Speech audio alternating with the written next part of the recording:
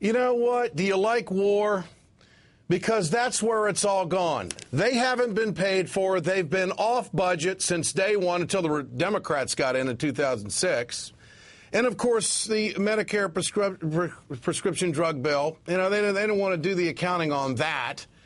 And all these tax cuts that weren't supposed to impact us at all. The guy who built this roadmap is Congressman Paul Ryan of Wisconsin. Now, what I just told you about was the old roadmap. This is the new roadmap.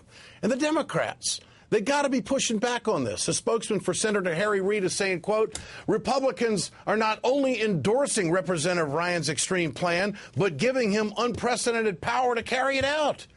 Joining me now is John Nichols, Washington correspondent of The Nation magazine. John, good to have you with us tonight. Okay, so we've got this guy from Wisconsin named Ryan from the middle of the country. His name recognition isn't great, but he has really got a dude of a plan, doesn't he? Who is this guy? Well, Paul Ryan is a very Reagan-esque figure, and folks are actually going to like him. He's going to come off very well. You're not going to hear the Sarah Palin, Michelle Bachmann lock and load kind of rhetoric. Ryan will come on very smooth, very appealing, but you've got to go beyond the style and listen to what he says. What he is going to say is that he wants to take Social Security, Medicare, and Medicaid and essentially squeeze any of the life out of them so that they end up as, at best, welfare programs, and maybe not even that. So the best thing for the Democrats, the best thing the Democrats can say to the American people, I think, is if you live on a fixed income, these folks are coming after your fixed income, right? There's no question of that. And the best way to understand Paul Ryan is to understand he represents a town called Janesville.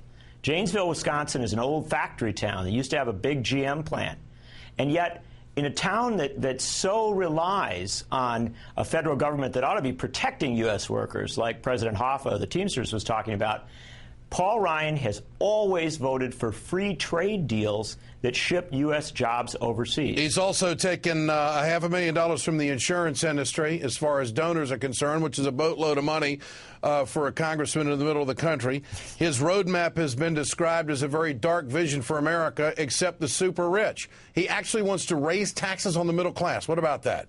Well, he wants to balance the budget and get rid of the deficit without putting any bit of pressure on Wall Street or the super rich. The only way that's going to happen is by putting more of the burden on the working class and also by squeezing the amount of funding that's available for Social Security, Medicare, and Medicaid. Bottom line is, if Paul Ryan gets his way, you won't have balanced budgets and you won't get rid of the deficit.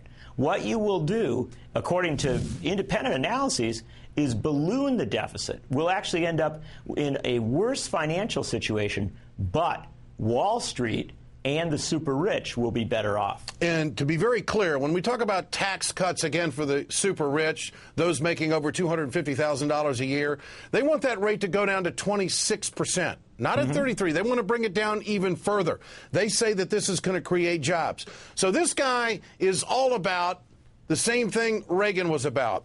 Anti-labor, free trader, take it from the corporations, give the tax cuts to the rich, a to America society. I mean, it is very clear, and this is the guy they're putting up in front of the country tomorrow night after President Obama lays out his vision for the country for the next year. It's amazing stuff. They're setting him up. They are setting him up to be the counterpoint to Barack Obama. People should listen closely to Paul Ryan, and Democrats should push back hard. So, as they say, follow the money. That's exactly right. Yeah, now you can follow the cuts. John Nichols of The Nation, great to have you with us tonight.